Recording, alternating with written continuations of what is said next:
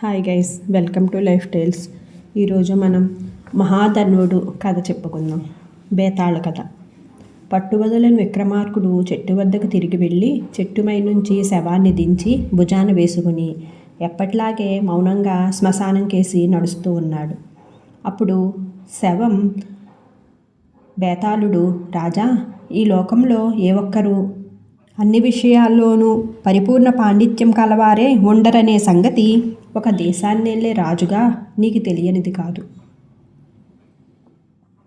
ఆ కారణం వల్లనే రాజులు మంత్రాలోచనలకు గాను ఒక్క రాజనీతి విషయంలోనే కాక ఇతర ఏ విషయంలోనైనా కూడా ప్రజ్ఞావంతులైన వారిని సహాయకులుగా నియమించుకుంటారు.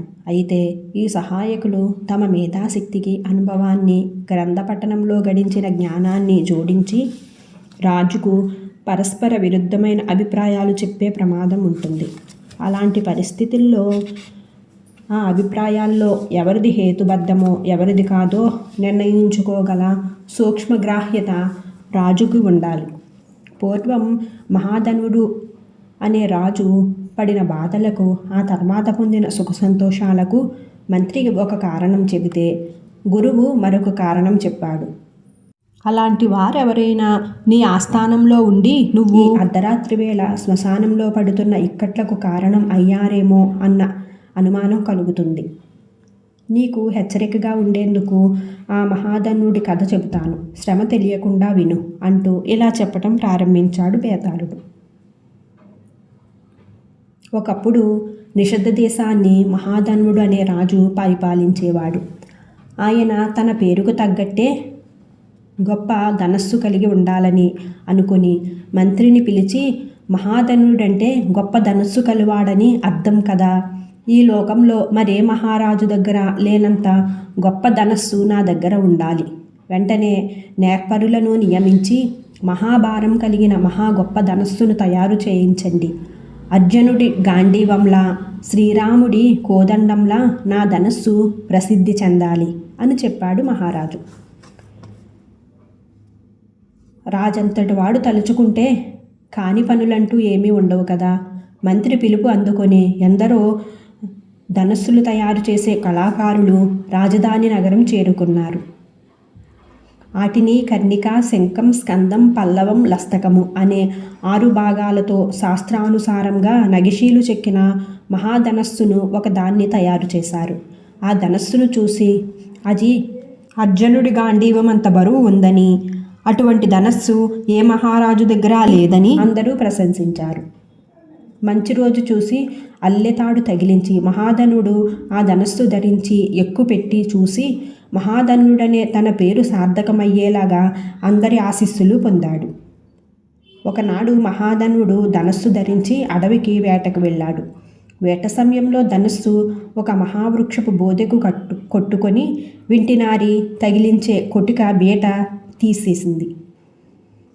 రాజు తన భవనానికి తిరిగి వచ్చాక నేర్పరులైన పనివాళ్ల చేత ఆ బీట కనపడకుండా చక్కగా బాగు చేయించుకున్నాడు.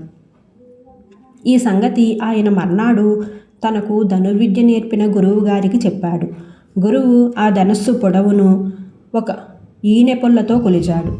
తర్వాత ఒక చక్రం చుట్టి అందులో పద్మాన్ని గీసి ఆ ఈనె పుల్లను సమానమైన ముక్కలుగా కత్తిరించి ఆ పద్మపు రేకులలో ఆ ముక్కలను వేసి కంగారు పడ్డాడు. ఆ తర్వాత ఆయన రాజుతో, బాగా గమనించు, ఈ పద్మపు రేకులలో 2 కోణాలు ఉన్నాయి. దీన్ని పద్మచక్రం అంటారు. ఈ ఈనె ముక్కలు 2 కోణాలలో రేకులకు సరిపోతే ధనుస్సు దోషం లేనిదని ఈ పద్మచక్రం ఆధారంగా ధనుశాస్త్రం చెబుతుంది. ఈ శాస్త్రజ్ఞానంలో నా గురువు అధర్విణిని మించిన వారు మరెవరూ లేరు. ఈ ఈనె ముక్కలలో చివరిది ప్రథమ కోణం వరకే సరిపోయింది. అంటే ఈ ధనుస్సుకు ఔష్మిక దోషం కలిగిందన్నమాట. కనుక దీన్ని ధరించి తిరిగితే నువ్వు కష్టాల పాలు కాగలవు అని చెప్పాడు గురువుగారు రాజుతోటి. గురువు చెప్పిన మాటలు సమంజసంగానే ఉన్నా మహాధనుడు ధనస్సు మీద ఉన్న మమకారం చంపుకోలేక దాన్ని ధరించటం మానలేదు. అయితే కొద్ది రోజులకే శత్రువు రాజు ఒకడు దండెత్తి వచ్చాడు. ఆ యుద్ధంలో ఔష్మిక దోషం వల్ల ధనస్సు ధరించి మహాధనుడు శత్రురాజుపై యుద్ధం చేసి ఓడిపోయాడు. శత్రువులకు బందీగా చిక్కటం, అవమానం పాలవటం ఇష్టం లేక యుద్ధభీముని విడిచి గుర్రాన్ని అడవికేసి మళ్లించాడు మహారాజు. ఆ అడవిలో చాలా దూరం ప్రయాణించి అలిసిపోయి ఒక చెట్టు కింద విచారంగా కూర్చున్నాడు. ఆ సమయంలో అడవిలో ఉండే కోయవాళ్ళు ఆయన్ని చూసి పరుగు పరుగున గూడెంలోకి పోయి కోయవాళ్ళ నాయకుడిని పిలుచుకుని వచ్చారు. కోయనాయకుడు వచ్చి రాజును గుర్తించి, మహారాజా, రాజ్యాన్ని శత్రువులు ఆక్రమించారని విన్నాము. తమరు కొద్ది కాలం ఉండండి. కొంత సద్దుమణిగాక మా సహాయంతో దండు వెళ్ళి రాజ్యాన్ని తిరిగి జయించుకొని వస్తాం అని అన్నాడు. కోయగూడెంలో అందరూ విల్లంబులు ధరించి తిరుగుతున్నారు. ఆడవాళ్లు కూడా ధనుర్బాణాలు ధరించటం చూసి మహాధనుడు ఆశ్చర్యపోయాడు, ముచ్చటపడ్డాడు కూడా.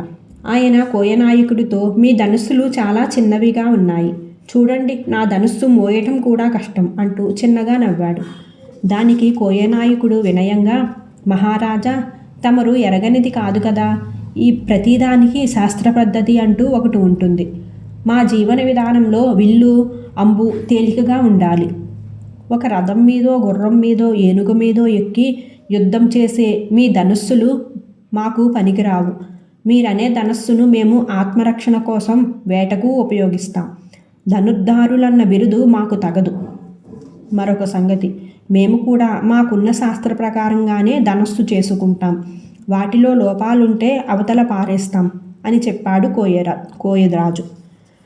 అప్పుడు మహాధనుడు తన ధనస్సులో ఔష్మిక దోషం ఉందని చెప్పిన గురువు మాటలు జ్ఞాపకం తెచ్చుకున్నాడు.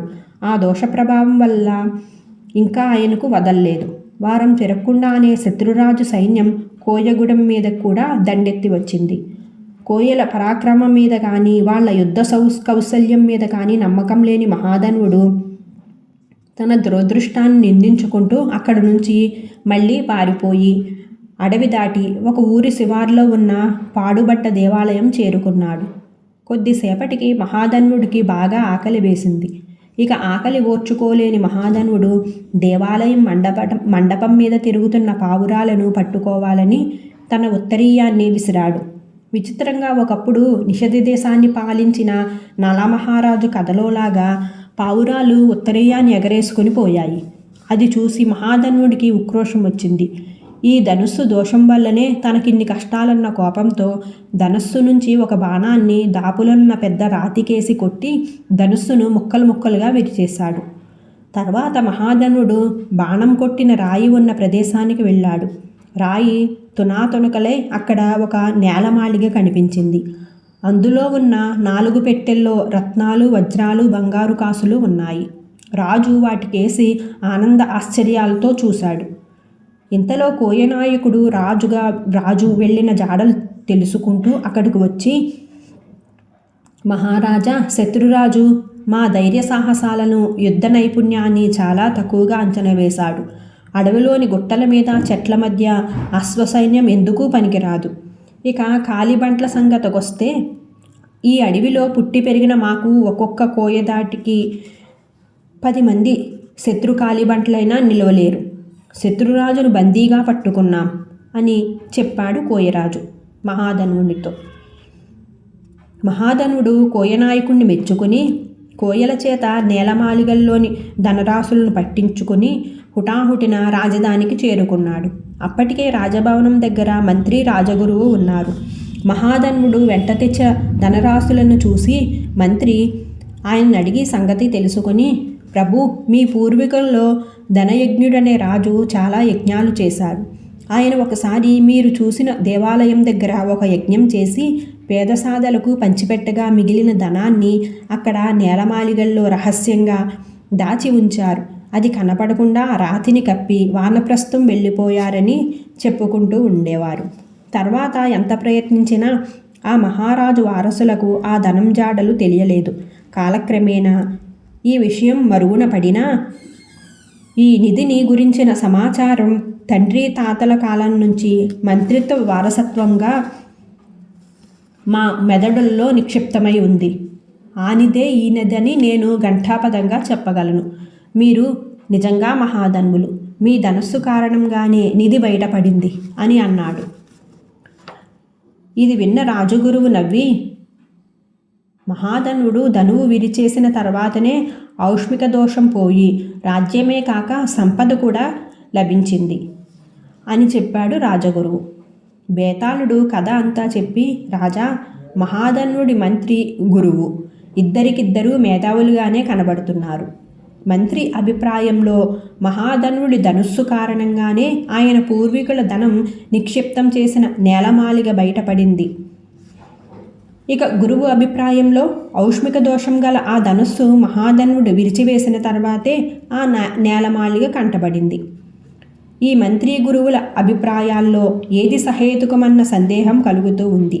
ఈ సందేహానికి సమాధానం తెలిసి కూడా చెప్పకపోయావో నీ తల పగిలిపోతుంది అని అన్నాడు బేతాళుడు.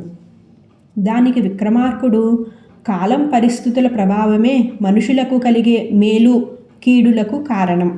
ఇది లౌకిక విషయాల పట్ల నిశ్చితమైన పరిశీలనా దృష్టి కలవాడే గ్రహించగలడు. మంత్రి లౌకికుడు, రాజనీతిజ్ఞుడు. గురువు అలా కాక తన గురువులైన అధర్వణి వద్ద తను అధ్యాయం చేసిన శాస్త్రాలు స్థలకాలాలకు అతీతమైన నిత్య సత్యాలని నమ్మేవాడు. మహాధనుడు బాణంతో రాతిని కొట్టగానే నేలమాలిగ బయటపడింది. ఆ తర్వాతే ఆయన ధనుస్సును విరిచేశాడు. అంటే గురువు చెప్పే ఔష్మిక దోషం ఉన్న ధనస్సే మహాధనుడికి తన పూర్వీకులు నిక్షిప్తం చేసిపోయిన ధనరాశులను ఇచ్చింది. ఈ సూక్ష్మాన్ని లౌకికుడైన మంత్రి గ్రహించాడు. శాస్త్రవాది అయిన గురువు గ్రహించలేకపోయాడు. ఈ కారణం వల్ల మంత్రి అభిప్రాయమే సహేతుకమైనది అని అన్నాడు. రాజుకు ఈ విధంగా మౌనభంగం కలగగానే బేతాళుడు శవంతో సహా మాయమై తిరిగి చెట్టెక్కాడు. కథ సుఖాంతం. Thank you for watching guys.